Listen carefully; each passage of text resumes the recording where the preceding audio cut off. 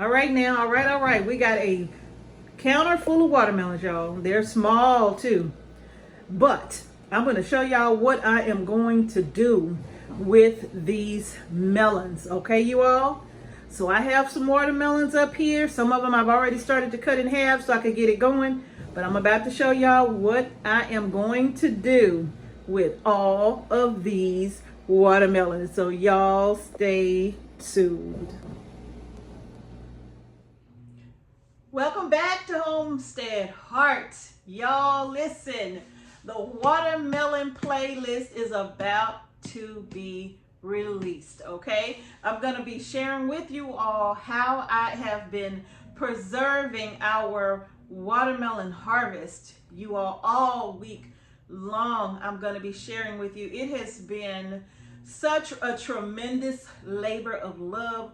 But I have to admit, I have really enjoyed it this year because we've had some of the most sweetest little watermelon, you all, that we have been like just so amazed that they were so little, but they were so sweet to the point where I literally was like, okay, look, I can't eat them all. We can't eat them all because they are so sweet.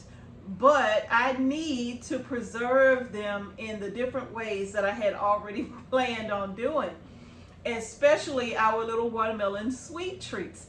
So I do have that. It's going to be a part of the watermelon playlist as well, the watermelon preservation playlist as well. I'm working on it right now for you all. So I hope you all find the recipes enjoyable. I hope you find them helpful. I hope you find some recipes that you will add to your repertoire as well to share with your family, okay? So you all, I'm very excited about releasing this playlist. So y'all stay tuned for that. Make sure you have the notification bell clicked and that you select all so that you will be notified when we are releasing videos, okay, you all? Now, again, I'm going to go ahead and answer this question about how can I grow watermelons like that, okay? And I've decided to put that in this video and attach it to this playlist because that's one of the questions that I get asked a lot. And many of you know Miss H and I, when we grow watermelons, I have always been guilty of not really fertilizing our watermelons probably like I should, but somehow we still manage to be blessed and get some of the most beautiful, the most delicious watermelons ever, right? So you all, I'm just gonna share with you what I call an instant watermelon patch, okay? This is an instant watermelon patch. We started an instant watermelon patch a few years ago, maybe 2-3 years ago, something like that. And that's what we did in our new melon patch, an instant watermelon patch. And you all, doing an instant watermelon patch allows you to grow watermelons right then and there. There's no getting the soil ready all winter and all fall, winter, and spring long. There's none of that. You can literally go out and do this in about 30 minutes to an hour, depending on how large you want your watermelon patch to be. If you just want a little small watermelon patch with just maybe 1 or 2 holes, literally it'll take you under an hour to get it done, maybe 30 minutes or so, depending on how fast you work, okay? But I'm gonna attach the video on how I do that to the end of this video or in the playlist, okay, you all? But literally, you're digging a hole. You're gonna dig a hole, maybe about 1.5 to 2 feet in diameter. No, not 2 feet. That's too wide. I think it's like 1 foot to 1.5 feet in diameter. And then you're gonna dig down about 1.5 feet, and you're gonna backfill with potting mix, okay, like a raised bed potting mix.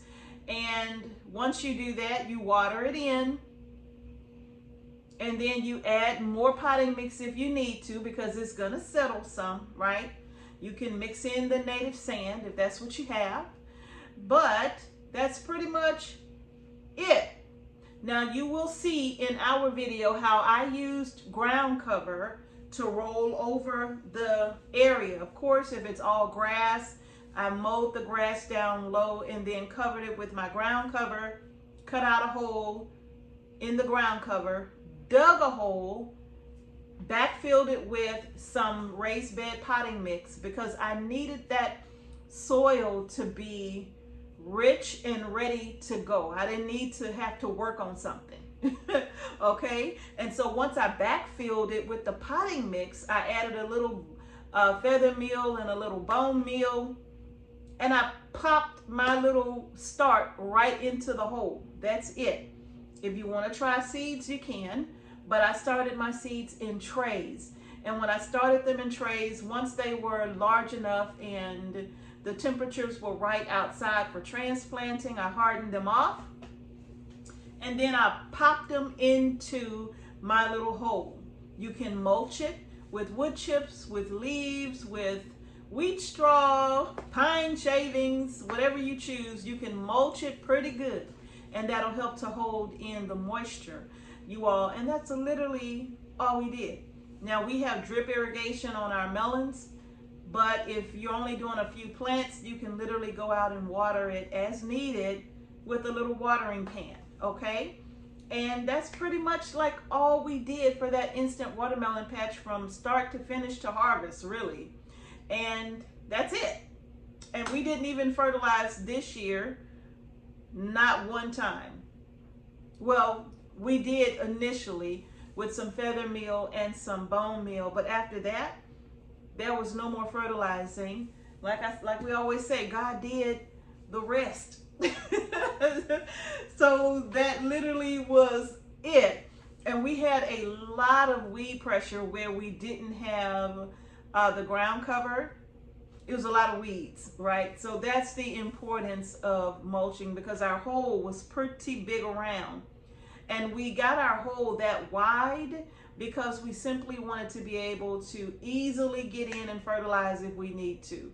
So that's pretty much all we did. But you don't have to make your holes in your ground cover, should you choose to use ground cover. You don't have to make your holes as big as we did. You can literally make them a lot smaller, maybe the size of like a small paper plate or so.